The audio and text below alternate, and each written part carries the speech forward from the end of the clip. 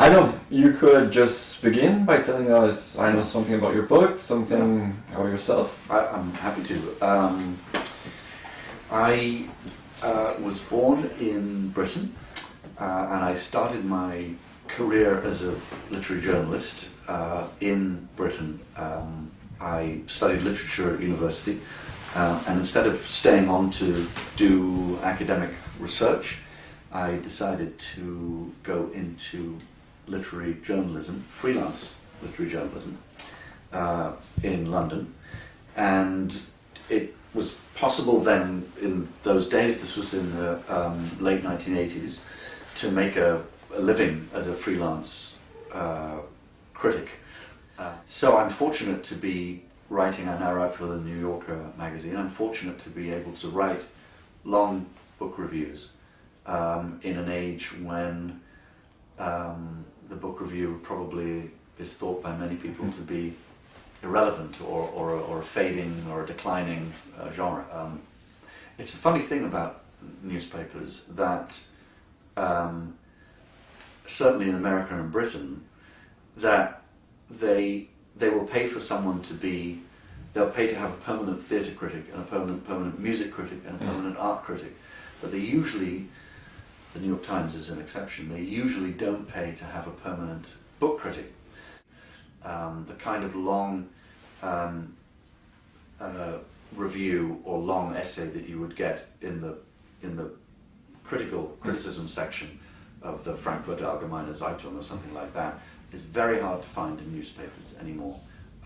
In America, it's been pushed, that kind of criticism has been pushed more into the academic realm. So you might find it in the New York Review of Books or the Times Literary Supplement in London, but not in a mass market newspaper. So I admire that about German literary culture, and always have done, that kind of seriousness.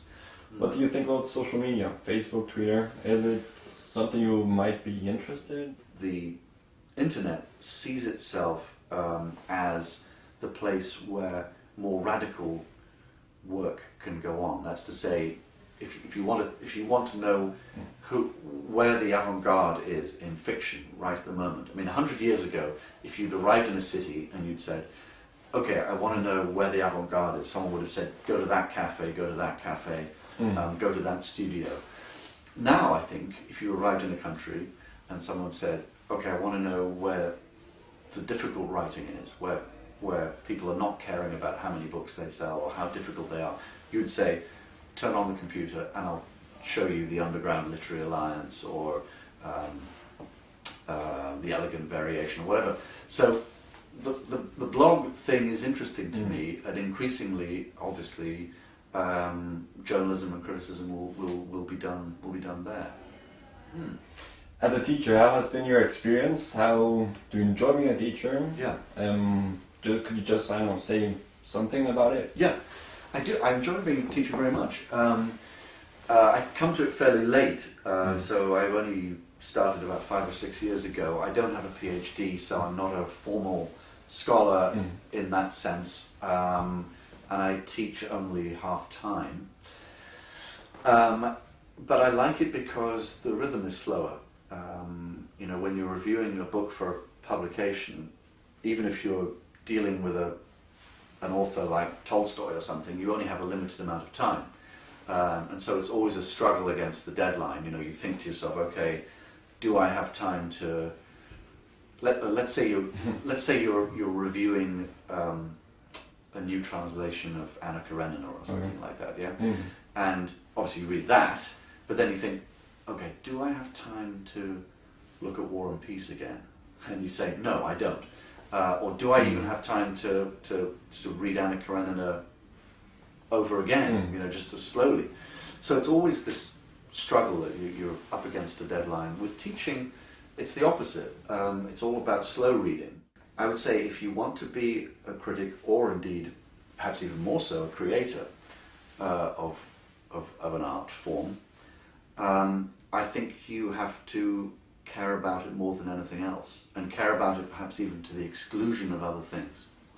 It has to be the thing. I think you can tell when you read a critic who is passionate about the form and who doesn't care that much about the form. Mm. If you're passionate about the form, then I think you really believe that it's the only thing that matters, and therefore its fate and its destiny is really important to you, how much more so if you're actually writing novels or writing poems. So that would be my advice. I will just read a passage from How Fiction Works in English. This is a passage about character. The unpracticed novelist keeps to the static because it is much easier to describe than the mobile. It is getting these people out of the aspic of arrest and mobilized in a scene that is hard. When I encounter a prolonged ekphrasis like the parody above, I worry, suspecting that the novelist is clinging to a handrail and is afraid to push out. In Antonioni's film L'Eclisse, the luminous Monica Vitti visits the Rome Stock Exchange, where her fiancé, played by Alain Delon, works. Delon points out a man who has just lost 50 million lire.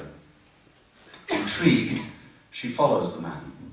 He orders a drink at a bar, barely touches it, then goes to a cafe where he orders an acqua minerale, which he again barely touches. He is writing something on a piece of paper and leaves it on the table. We imagine that it must be a set of furious, melancholy figures. Vitti approaches the table and sees that it is a drawing of a flower. Who would not love this little scene? It is so delicate, so tender, so sidelong, and so lightly humorous. And the joke is on us.